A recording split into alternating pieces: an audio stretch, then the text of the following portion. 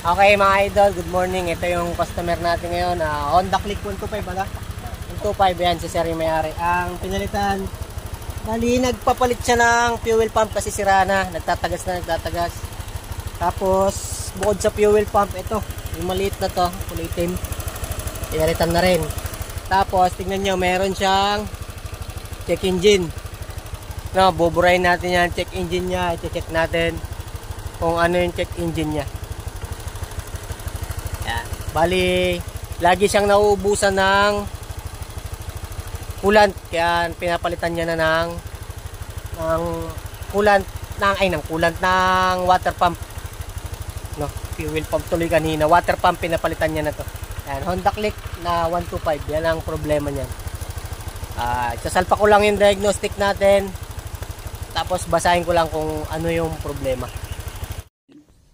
Okay, ayan na, nakakonect na tayo sa dito sa ano niya. Pero titignan natin kung kukonect to. Ayan, bumukas naman. Hanapin natin si Honda.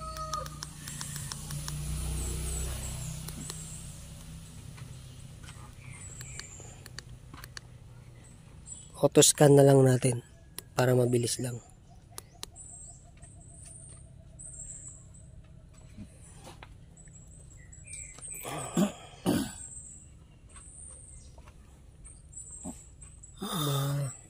Tagal pumasok. Ayan na. Okay, read fault code muna tayo. Kung ano yung check engine niya, kasi naka-check engine siya. Wala naman trouble. Sa stored codes. Ayan, EOT, sensor damage or short circuit. Ang EOT niyan, ito, mga idol. Yan yung nasa ilalim nito. Ito. Diba, yun nasa ilalim na yun. Yun ang EOT niya. Subukan natin. Nagalaw siguro yan. Subukan natin i-delete kung mamamatay siya.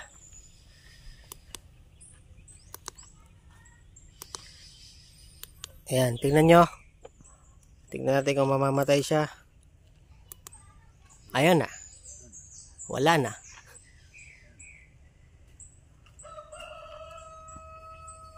Wala na siya mga idol. Tapos punta tayo sa live data niya. Start mo, sir.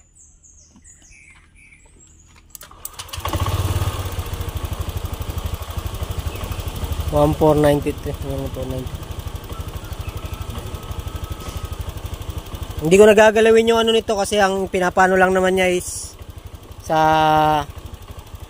water pump niya. Kaya hindi ko gagalawin yung RPM niya. Bali 1471 tong nakalagay sa kanya. Okay naman na, nabawasan na. Dagdagan mo na sir ng coolant. Lumubog na. Kinigop na nung head.